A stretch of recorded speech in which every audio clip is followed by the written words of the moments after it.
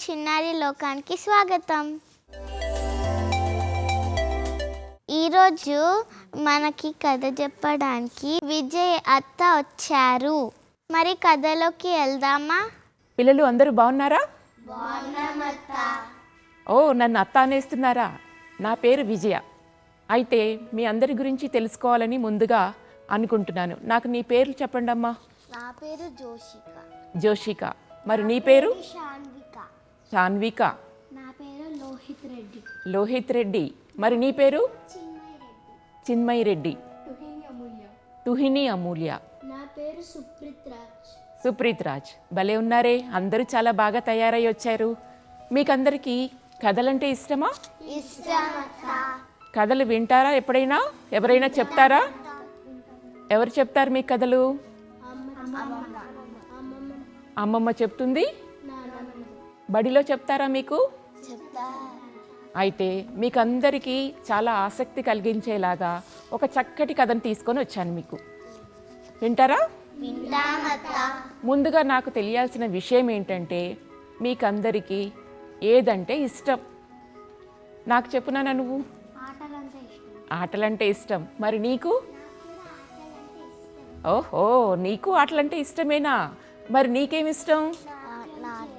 ఓ, నువ్వు నాట్యం చేస్తావా? చేస్తావా ఎక్కడైనా? నువ్వు కూడా చేస్తావా? ఓహో, అయితే వీళ్ళ నాట్యం మనం చూడాల్సిందే. చూద్దాము, ముందు కథ వినేద్దాం, సరేనా? మరి నీకేమిష్టం తల్లి? ఇంతమందికి ఆటలంటే ఇష్టం. మరి ఈరోజు నేను చెప్పబోయే కథలో ఉన్నటువంటి కథానాయకుడు అంటే మనం సినిమాలో హీరో అంటామే, అలాగే మన కథలో కూడా ఒక కథానాయకుడు ఉన్నాడు. ఆ కథానాయకుడి పేరేంటో తెలుసా? రవి. రవి అన్న పేరు అందరికీ తెలిసిన పేరే కదా. సో రవి అని మీలాగే ఒక అబ్బాయి ఉన్నాడనమాట. ఆ అబ్బాయికి మీకెలా ఇష్టమో అలాగే ఆటలంటే ఇష్టం. అయితే ఇప్పుడు నాకు తెలియాల్సిన విషయం ఇంకొకటి ఉంది. మీకు ఆ ఆటల్లో ఏ ఆట అంటే ఇష్టం? నువ్వు చెప్పున్నానా, నీకు ఏ ఆట అంటే ఇష్టము? బాస్కెట్బాల్ అంటే ఇష్టం. మరి నీకు? ఖోఖో అంటే ఇష్టం. నీకు? నేలాబండ అంటే ఇష్టం. కబడ్డీ అంటే ఇష్టం. క్యారమ్ బోర్డ్ అంటే ఇష్టం. మరి నీకు? లూడో. చూసారా, ఇన్ని రకాల ఆటలు ఉన్నాయి. కానీ నేను మిమ్మల్ని అందరినీ ఇప్పుడు ఒక ప్రశ్న అడుగుతాను. ఒక ఆట ఉంది. ఆ ఆట అయితే చిన్న పెద్ద ముసలివాళ్ళు ఆడవాళ్ళు అందరూ కూర్చొని పూర్తిగా ఎంజాయ్ చేసే ఆట ఏంటో చెప్పండి నాకు. క్రికెట్. అవునా? మరి మీ క్రికెట్ అంటే ఇష్టమా? మీలో ఎవరు క్రికెట్ ఆడతారు? ఓ, అందరూ ఆడతారు ఆల్మోస్ట్, సరేనా? అయితే క్రికెట్ ఆడేటువంటి అబ్బాయే రవి. ఆ అబ్బాయికి ఎప్పుడు క్రికెట్ ఆడదామా, ఎప్పుడు వెళ్ళిపోయి గ్రౌండ్లో ఆడేసుకుందామా అని చాలా ఆసక్తిగా ఉండేదన్నమాట. అందుకని పొద్దున్నే లేచి బడికెళ్ళి చదువుకోవాల్సింది చదివేసుకొని హోంవర్క్ పూర్తి చేసేసుకొని, అమ్మ నేను ఆటలాడేసి వస్తానమ్మా, నేను గ్రౌండ్కి వెళ్ళేసి వస్తానమ్మా అని వాళ్ళ అమ్మకి చెప్పేవాడు. అయితే వాళ్ళ ఇంటికి గ్రౌండ్కి చాలా దూరం అన్నమాట. ఆ గ్రౌండ్కి వెళ్తూ ఎలా వెళ్ళేవాడు? అతనికి ఒక చిన్న సైకిల్ ఉంది. ఆ సైకిల్ వేసుకొని గ్రౌండ్కి వెళ్ళిపోయి చక్కగా క్రికెట్ ఆడేసేసి ఆడుకొని మళ్ళీ మెల్లిగా ఇంటికి రావడం ప్రతిరోజు రవి చేసేటువంటి దినచర్య అంటే ఏంటో తెలుసా మీకు? అంటే ప్రతిరోజు పొద్దున్న లేచినప్పటి నుంచి సాయంత్రం వరకు చేసే పనులన్నిటినీ కలిపి దినచర్య అంటారు. సో ఇతను ప్రతిరోజు హోంవర్క్ చేసుకుంటాడు, మళ్ళీ ఏం చేస్తాడు? ఏ ఆట ఆడుకుంటాడు? ఓ, మీరందరూ చాలా బాగా వింటున్నారనమాట. అయితే క్రికెట్ ఆట ఆడుకోవడం కోసమని వెళ్ళాడనమాట. వెళ్ళేసి ఆ రోజు ఏమైందంటే కొంచెం హోంవర్క్ అది పూర్తి చేసుకొని వెళ్ళేటప్పటికి కొంచెం ఆలస్యమైంది. పైగా అక్కడ ఆటలో కూడా కొంచెం ఆలస్యమైంది. బాగా చీకటి పడిపోయింది. ఆట ఆడి ఏమైపోయింది? మనం ఆడుతూ ఉంటే మనకు టైం తెలియదు కదా. అలాగే పాపం రవి ఏం చేశాడు? ఆడుకుంటూ టైం చూసుకోలేదు, చాలాసేపు అయిపోయిన తర్వాత అక్కడి నుంచి రవి ఇంటికి రావడానికి బయలుదేరేటప్పటికి ఏమైపోయింది? వాళ్ళ ఇల్లు నేనేమని చెప్పాను? వాళ్ళ ఇంటికి దూరం. అందుకని దేని మీద వస్తాడని చెప్పాను? అలాగే సైకిల్ ఎక్కి రావడం మొదలు పెట్టాడనమాట. వస్తూ ఉంటే అయ్యో చాలాసేపు అయిపోయింది, అమ్మా నాన్న నా కోసం ఎదురు చూస్తుంటారు, అయితే నేను వచ్చే దారి కాకుండా అక్కడ ఒక దగ్గర దారి ఉంది, దగ్గర దారి అంటే షార్ట్ కట్, అయితే ఆ దగ్గర దారిలో వచ్చేస్తే తొందరగా ఇల్లు చేరొచ్చు కదా అని రవి ఏం చేశాడు, సైకిల్ ఎక్కి మెల్లిమెల్లిగా ఆ సైకిల్ తొక్కుకుంటూ రావడం మొదలుపెట్టాడు. బయటంతానేమో కారు చీకటి, చాలా చీకటిగా ఉంది. అప్పటికి ఆ భయం వేసినా సరే తొందరగా ఇల్లు చేరాలని రవి ఏం చేశాడు, ఆ దారమ్మడే మెల్లిమెల్లిగా రావడం మొదలుపెట్టాడు. వస్తూ ఉంటే ఒక ఆలోచన వచ్చింది. అదే దారిలో రవి వాళ్ళ మేనమామ అంటే తెలుసా మీకు వరుసలు తెలుసా మీకు? తెలీదత్తా? ఓకే, మేనమామ అంటే వాళ్ళ అమ్మ వాళ్ళ అన్నయ్య అన్నమాట. వాళ్ళ అమ్మ వాళ్ళ అన్నయ్యని మేనమామ అంటే. ఆ మేనమామ వాళ్ళకి ఒక దుకాణం ఉంది, ఒక ఫ్యాక్టరీ ఉందన్నమాట. ఫ్యాక్టరీలో కొన్ని వస్తువులు తయారు చేస్తారు. అయితే ఆ దారిలో ఏముందంట, అక్కడ రవి వాళ్ళ మేనమామ పేరు సురేష్ మామయ్య. రవి ఏమని పిలుస్తాడు ఆ అబ్బాయిని? సురేష్ మామయ్య అని పిలుస్తాడు. ఏమని పిలుస్తాడు? వాళ్ళ సురేష్ మామయ్య వాళ్ళ ఏముంది, ఒక ఫ్యాక్టరీ ఉందన్నమాట. ఆ ఫ్యాక్టరీ లోపల మీరందరూ చేతికి పెట్టుకుంటారే గడియారాలు, అలాగే గోడకి పెట్టుకుంటారు కదా గడియారాలు, ఆ గడియారాలన్నీ తయారు చేస్తారు. తయారు చేసి వాటన్నిటిని డబ్బాల్లో పెట్టి మా డబ్బాలన్నీ తీసుకొని వేరే ప్రదేశాలకి తీసుకెళ్ళి అక్కడ ఇక్కడ అమ్ముకోవడం ఇవన్నీ చేసేటువంటి ఒక ఫ్యాక్టరీ ఉందన్నమాట. అది చూసి గుర్తుకొచ్చిందనమాట సురేష్కి, అరే మా మామయ్య ఫ్యాక్టరీ ఇక్కడే ఉంది కదా అని అనుకున్నాడు. అయితే సైకిల్ తొక్కుతూ వస్తుండగానే తను అనుకున్నట్టుగానే సురేష్ మామయ్య వాళ్ళ ఫ్యాక్టరీ వచ్చిందనమాట. వచ్చేటప్పటికి అక్కడికి రాగానే ఫ్యాక్టరీ వైపు చూశాడు. అనుకున్నాడు సురేష్ మామయ్య ఎలాగూ ఈ పాటికి ఇంటికి వెళ్ళిపోయి ఉంటాడు. సాధారణంగా ఏ ఫ్యాక్టరీలైనా సాయంకాలం అయిపోగానే మూత మూసేసి లైట్లన్నీ ఆర్పేసి తాళాలు వేసేసి వెళ్ళిపోతారు కదా, అలాగే ఎవ్వరూ ఉండరు కదా, నిర్మానుష్యంగా ఉంటుంది కదా అనుకున్నాడనమాట. చూస్తే ఏం జరిగింది అక్కడ గేటు బయట తలుపులు తెరిచున్నాయి. ఫ్యాక్టరీ తలుపులన్నీ పూర్తిగా తెరిచేస్తున్నాయి. ఇదేంటి, ఫ్యాక్టరీ గేటు తలుపులు తెరిచున్నాయని ఆశ్చర్యపోయాడు. కొంచెం దూరంగానే తన సైకిల్ని ఆపేశాడు. పక్కన ఒక చెట్టు ఉంటే చెట్టు దగ్గర తన సైకిల్ని పెట్టేసి చెట్టు వెనకాల అలాగే నెక్కి ఉండి ఎందుకు తలుపులు తెరుచుకున్నాయని చూస్తే పక్కనే ఒక పెద్ద లారీ ఆగి ఉంది. చాలా పెద్ద లారీ అక్కడ ఆగి ఉంది. ఏదో జరుగుతోంది ఇక్కడ, ఇంకా మామయ్య వాళ్ళు ఇంకా పని చేసుకుంటున్నారా అని కంగారు పడ్డాడనమాట. మామయ్య ఉన్నాడేమో కనుక్కుందామని ఒక అడుగు ఇలా వెళ్ళబోయాడు. వెంటనే వాళ్ళు ఎవరెవరో కనిపించేటప్పటికి ఇదేదో జరుగుతుంది చూద్దామని చెట్టు వెనకాలే నక్కి దాక్కొని ఏం జరుగుతుందా అని చూస్తున్నాడు. మీకు అందరికీ అర్థమవుతుందా నేను చెప్పే కదా? ఇప్పుడు రవి ఎక్కడ ఆగాడు? చెట్టు వెనకాల ఆగాడు. ఎవరిని చూస్తున్నాడు? ఆ ఫ్యాక్టరీనే చూస్తున్నాడు. ఆ ఫ్యాక్టరీలో ఏం తయారవుతాయి? గడియారాల ఫ్యాక్టరీ. అయితే అక్కడ నిజానికి ఏం జరిగింది తెలుసా? ఆ ఫ్యాక్టరీలోంచి 4 మనుషులు పెద్ద పెద్ద డబ్బాలు పట్టుకొని ఎవరో చూస్తారన్నట్టుగా భయంగా గబగబా లోపలికి వచ్చేసేసి లారీలో పెట్టేసి మళ్ళీ వెనక్కి వెళ్తున్నారు. అంటే వాళ్ళు ఏదో తీసుకెళ్తున్నారు. ఇది చూసి భయం వేసింది, ఏదో జరుగుతుంది అని ఒక్కసారిగా రవికి భయం వేసింది. అయినా ఇదేంటో తెలుసుకోవాలని అనుకొని ఏం చేశాడు, వాళ్ళ మాటలు విన్నాడు. అందులో ఒక అతను అన్నాడు, హహహహ, ఒరే మనకి ఈ గడియారాల డబ్బాలన్నీ దొరికాయి కదా, ఇవి తీసుకొని మనం కనుక అమ్ముకున్నామంటే ఆహా మనకి బోల్డు డబ్బులు, పండగే పండగ, ఆహా మన పంట పండిందోయ్, మంచి గడియారాలు దొరికేశాయి మనకి అని ఒక అతను ఇంకొక అతనితో చెప్తున్నాడు. అది చెప్పేటప్పటికి ఆహా వీళ్ళు నిజంగా దొంగలు, వాళ్ళు వచ్చింది దేనికోసం మీకు అర్థమైందా? వాళ్ళు దేనికోసం వచ్చారు? దొంగతనం చేయడానికి వచ్చారు. పూర్తిగా రవికి అర్థమైపోయింది. అమ్మయ్య ఇక్కడ ఏదో జరుగుతుంది అని, దొంగతనము అని చెప్పగానే రవికి చాలా భయం వేసిపోయింది. మొట్టమొదటి దొంగతనం అనగానే మనకి భయం, దొంగల్ని చూస్తే భయం వేస్తుంది కదా. మనం సినిమాల్లో వాటిల్లో చూస్తుంటాం కదా, దొంగ అంటే ఏదో కట్టేసుకొని బుక్కని ఇంత పెద్ద చుక్క పెట్టేసుకొని ఉంగరాలు జుట్టేసుకొని మీసాలు ఇలా పెట్టుకొని దొంగ ఎలా ఉంటాడు, నల్ల కళ్ళద్దాలు పెట్టుకొని ముసుగేసుకొని ఉంటారు కదా. వీళ్ళేమో అలా లేకపోయినా ఏం చేశారు, వాళ్ళందరూ చీకట్లో కనిపించట్లేదు ఎలా ఉన్నారు, కానీ దొంగతనం చేస్తున్నారన్న విషయం మాత్రం అర్థమైపోయింది.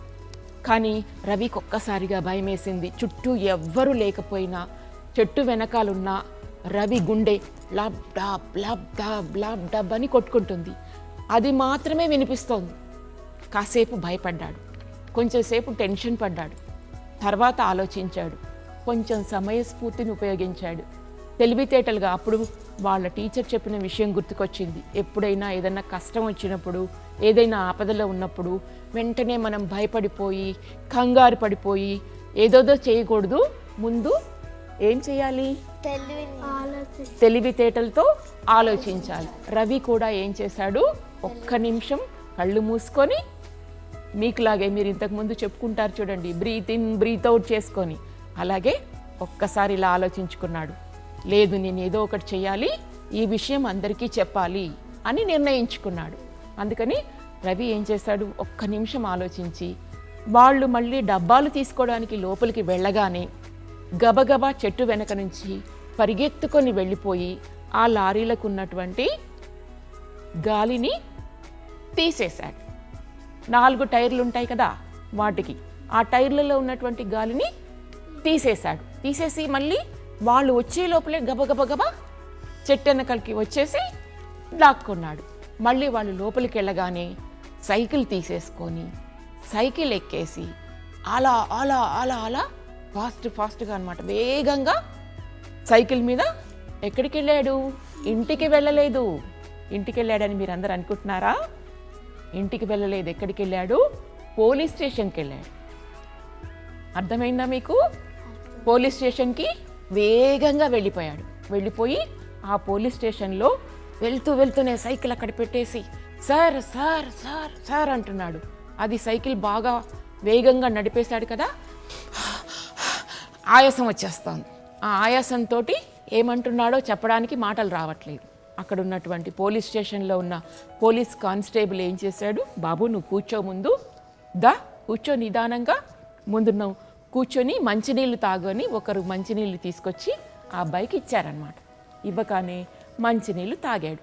తాగేసి రొప్పుతూ పోలీస్ సార్ మీరు రండి, ఇక్కడ దొంగతనం జరుగుతుంది, అక్కడ ఎవరో వచ్చారు, దొంగతనం చేస్తున్నారు, నేను చూశాను, 4-5 మనుషులు ఉన్నారు, నేను అక్కడున్న లారీలో గాలి కూడా తీసేశాను, మీరు వచ్చేసేయండి, తొందరగా కాపాడండి అంటూ పిలిచాడు. పిలిచేటప్పటికీ అక్కడ ఉన్నటువంటి పోలీస్ సిబ్బందికి అందరికీ రవి ఒక దొంగతనం చూశాడు, అక్కడ దొంగతనం జరిగింది అన్న విషయం స్పష్టంగా అర్థమైందనమాట. అర్థమవగానే నువ్వు కంగారు పడకు బాబు, మేము ఆ దొంగల్ని పట్టుకుంటాము, నువ్వు వివరంగా చెప్పు, ఏం జరిగిందో, నువ్వేం చూసావో చెప్పు అని రవిని అడగగానే రవి చెప్పాడు, అక్కడ మా మామయ్య వాళ్ళ గడియారాల దుకాణం ఉంది, ఆ దుకాణంలో బయట కొంతమంది కనిపించారు, వాళ్ళు డబ్బాలు లోపలికి తీసుకొచ్చి లారీలో పెడుతున్నారు, నేనేమో చూసి ఆ లారీలకు ఉన్నటువంటి టైర్లో గాలి తీసేసి పరిగెత్తుకొని మీకు వచ్చి చెప్పాను, అక్కడ దొంగతనం జరుగుతుంది, పోలీసు గారు మీరే వచ్చి కాపాడండి అని చెప్పాడు. అప్పుడు విషయం పూర్తిగా పోలీసులకు అర్థమయ్యి, సరే మేము వెళ్ళి దొంగల్ని పట్టుకుంటాము, ఇంతకీ అది ఎక్కడుందో నువ్వు చెప్పు అని ఎవరిని అడిగారు, రవిని. ఎవరు అడిగారు, పోలీస్ అడిగాడు. అడిగేటప్పటికి రవి చెప్పాడు, పక్కనే ఉంది, 1 కిలోమీటర్ దూరంలో ఉంటుందేమో, అది అశోక్ నగర్లో ఉంది మా మామయ్య వాళ్ళ ఫ్యాక్టరీ, నేను చెప్తాను అనగానే మరి నువ్వు వస్తావా మాతో పాటు అంటే సరే నేను వస్తాను అని చెప్పాడు. అయితే అలా వెళ్తూ పోలీస్ కారు తీసుకొని ఆ కారులో రవిని కూర్చోబెట్టుకొని పోలీసులు బయలుదేరారు. ఇంకొక కారులో పోలీస్ ఇన్స్పెక్టర్ ఏం చెప్పాడంటే మీరు కూడా రండి ఇంకో కారులో అని కొంతమంది పోలీసులకి చెప్పాడు. ఒక కారు ఏమో ముందు వెళ్తుంది, ఇంకొక కారు వెనకాల వస్తుంది. మొదటి కారులో పోలీస్ ఇన్స్పెక్టర్తో పాటు పక్కన ఎవరు కూర్చుని ఉన్నారు, సో మనకందరికి ఒక కోరిక ఉంటుంది కదా, రోడ్డు మీద వెళ్తున్నప్పుడు పోలీస్ కారు వెళ్తుండి పోలీస్ కార్లో ఏం మోగుతుంది? సైరన్, తెలుసు కదా. సో రవికి చాలా ఉత్కంఠగా ఉంది, చాలా ఆసక్తిగా ఉంది. మనం కూడా ఒక దొంగల్ని పట్టుకునే పోలీస్ కార్లో మనము వెళ్తున్నామని ఓ పక్క సంతోషం, ఓ పక్క భయం, ఓ పక్క కంగారు, ఇవన్నీ వచ్చేసాయి అన్నమాట. అలా వెళ్తుండగానే, ఇవన్నీ ఆలోచిస్తుండగానే నిమిషంలోనే అక్కడికి చేరుకున్నారు పోలీసులు. చేరుకున్న వెంటనే టక్క టక్క టక్క టక్క వెళ్ళిపోయి ఏం చేశారు? పట్టుకున్నారు. ఒక్కసారిగా పోలీసులందరూ చుట్టుముట్టి వాళ్ళందరినీ పట్టేసుకున్నారు. పట్టేసుకొని ఆ గేటు మూసేసి, ఆ మొత్తం ఫ్యాక్టరీ మూసేసి వీళ్ళని పోలీస్ స్టేషన్కి తీసుకెళ్ళండి అని పోలీస్ ఇన్స్పెక్టర్ చెప్పాడు. రవికి చాలా సంతోషం అనిపించింది. తన వల్ల ఒక దొంగతనం జరగకుండా ఆగిపోయింది కదా. ఆ సంతోషం మనసులో ఉండగానే పోలీస్ ఇన్స్పెక్టర్ ఏం చెప్పాడంటే, రవి రా, నేను నిన్ను మీ ఇంటి దగ్గర దింపేస్తాను అని చెప్పి అదే కారులో రవిని తీసుకొని వాళ్ళ ఇంటికి వెళ్ళాడు. అయితే ఇక్కడ ఇంట్లో ఏం జరుగుతుంది? ఇంతసేపు అయినా మా అబ్బాయి రాలేదని వాళ్ళ అమ్మ అటు నుంచి ఇటు, ఇటు నుంచి అటు కంగారుగా తిరుగుతూనే ఉంది. వాళ్ళ నాన్నతో చెప్తుంది. ఏమని చెప్తుంది?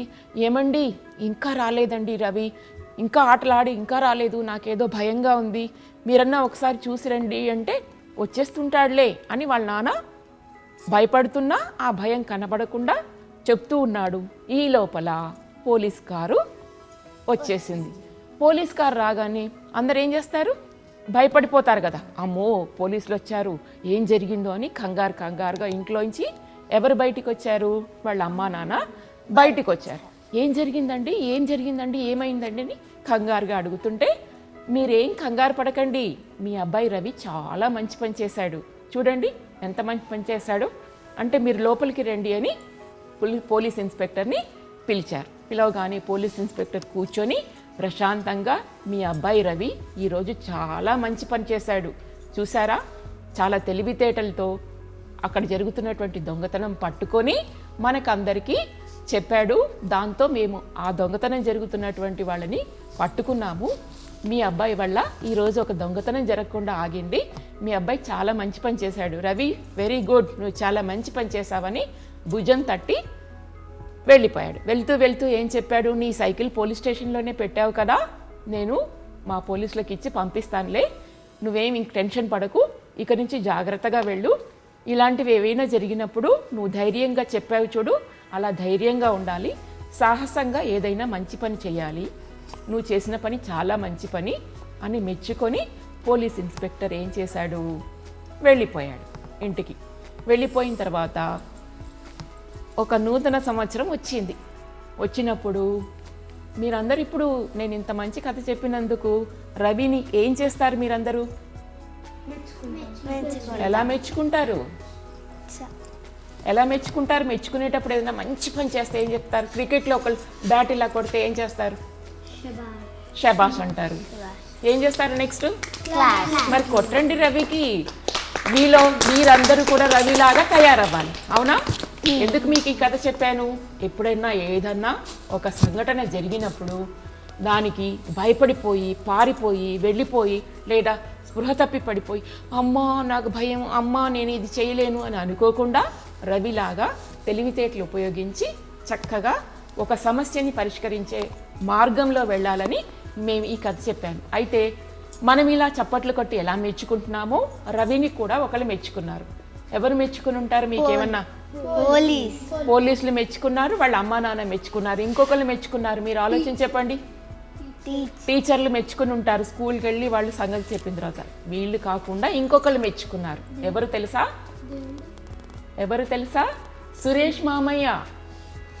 సురేష్ మామయ్య వాళ్ళ దుకాణం కదా, అది ఫ్యాక్టరీ కదా. సో మామయ్యకి చాలా సంతోషం అనిపించి వాళ్ళ అల్లుడు ఇంత గొప్ప పని చేశాడని ఒక మంచి బహుమతి ఇచ్చాడు. కొత్త సైకిల్ కొనేసి ఇచ్చాడు. అంతకుముందు ఉన్నది పాత సైకిల్, ఇప్పుడు ఒక కొత్త సైకిల్ కొనేసి ఇచ్చాడనమాట. సో ఇది కథ. మీకు అందరికీ నచ్చిందా? రవి చేసిన సాహసం నచ్చిందా? మీరు కూడా అలాంటి సాహసాలు చేస్తారా మరి? ఓకేనా మరి? ఈ కథలో మీకు ఇంకేమన్నా అర్థం కాకుండా మీరు ఇంకేమన్నా చెప్పాలనుకున్నా ఏమన్నా ఉంటే నాకు చెప్పండి. మీకేమన్నా ఇలాంటి సాహసాలు మీరు ఎప్పుడైనా చేశారా? చేయలేదు. చేసావా? ఏం చేసావు? ఒకసారి ఒక కుక్క అంకుల్ని బెదిరిస్తుంటే నేను ధైర్యంగా వెళ్ళి ఆ కుక్కని రాయితో బెదిరించి అంకుల్ని పంపించాను. ఓ చప్పట్లు, మంచి పని చేశావు నాన్న. ఇంకెవరైనా ఏమైనా చేశారా? పోనీ ఇప్పుడు మీరు చేయకపోయినా ఇలాంటి ఏదైనా సందర్భం వచ్చినప్పుడు కంగారు పడకుండా తెలివితేటలు ఉపయోగించి మీరు కూడా ఒక సాహసాన్ని ప్రదర్శించండి. సాహసం చేయడం అంటే మళ్ళీ మీ తల్లిదండ్రులకు ఏదో ఇబ్బందిని కొని తీసుకురావడం కాదు. తెలివితేటలు ఉపయోగిస్తే ఎలాంటి సమస్యనైనా మనము సులభంగా పరిష్కరించుకోవచ్చు. ఓకేనా పిల్లలు? ఇప్పుడు మనం రవి సాహసం కథ విన్నాం కదా. లోహిత్ రెడ్డి, నువ్వు ఇంతకీ నేను ఒక ప్రశ్న అడుగుతాను నిన్ను. ఇదే కథలో నువ్వుంటే ఏం చేస్తావు? ధైర్యంగా ఉండి తెలివిగా ఆలోచించి ఏమైనా చెయ్యాలంటే చేసి పోలీసులకు చెప్తాను అత్త.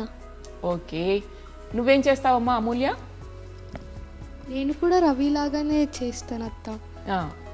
ఇంకా ఏమన్నా వాళ్ళని సేమ్ రవిలాగానే పోలీసులకు చెప్పి ఇంకా ఏమైనా పనిష్మెంట్ ఇచ్చేలాగా చూస్తా. ఓకే, ఎప్పుడైనా సరే ఎవరైనా తప్పు చేసినప్పుడు ఆ తప్పును మనం చూసి వదిలిపెట్టకూడదు. తప్పు జరుగుతున్నప్పుడు పక్క వాళ్ళకి ఇది తప్పు అని చెప్పాలి. ఎందుకంటే తప్పుని ఎప్పుడూ కూడా మనం ప్రోత్సహించకూడదు. ప్రోత్సహించితే ఏమవుతుంది, అదే తప్పు మిగతా వాళ్ళు చేస్తారు. అందుకని ఇక్కడ మన కథలో దొంగతనం చేయడం మంచి విషయమా తప్పైన విషయమా? సో దొంగతనం చేయొచ్చా? మీరందరూ మీ మీ మీ తరగతిలో ఉన్నప్పుడు ఎవరిదైనా పెన్ను పెన్సిల్ అలా తీసేసుకుంటారా? తీసుకోకూడదు కదా. ఎవరైనా తీసుకున్నారనుకో, పక్కనున్న అమ్మాయి తీసుకుంటుందనుకో, మీరేం చేయాలి? వెంటనే వాళ్ళకి చెప్పాలి, తప్పు ఇలా తీయకూడదు, తీసుకోకూడదు అని చెప్పాలి. అలాగే మన ఎదురుగుండా మనకి నచ్చని విషయం కానీ తప్పైనటువంటి విషయం కానీ ఏదైనా జరుగుతున్నప్పుడు దాన్ని మనము ఎదుర్కోవాలి, చెప్పాలి. ఓకేనా పిల్లలు? ఓకే, సో మీకందరికీ రవి సాహసం కథ నచ్చిందని నేను అనుకుంటున్నాను. నచ్చిందా మీకందరికీ? ఇలాంటి మంచి మంచి కథలు మీరు మీ అమ్మల్ని మీ బడిలో ఉపాధ్యాయుల్ని అడిగి తెలుసుకొని వింటూ ఉండండి. కథలు చదవడం, కథలు వినడం ఒక మంచి అలవాటు. కథలు చదవడం వల్ల మన ప్రవర్తనని మనం మార్చుకోవచ్చు. మనము జీవితంలో ఇంకా ముందుకు వెళ్ళొచ్చు. ఇలాంటి రవి ఎదుర్కొన్నటువంటి కష్ట సమయాలు ఏవొచ్చినా సరే వాటిని ఎదుర్కోవడానికి తగిన శక్తి సామర్థ్యాలు కావాలంటే ఇలాంటి కథలన్నీ మీరు వింటూ ఉండాలి, చదువుతూ ఉండాలి. చదువుతారా మరి? చాలా సంతోషం, మీరందరూ చక్కగా నా కథ విన్నారు. సరేనా?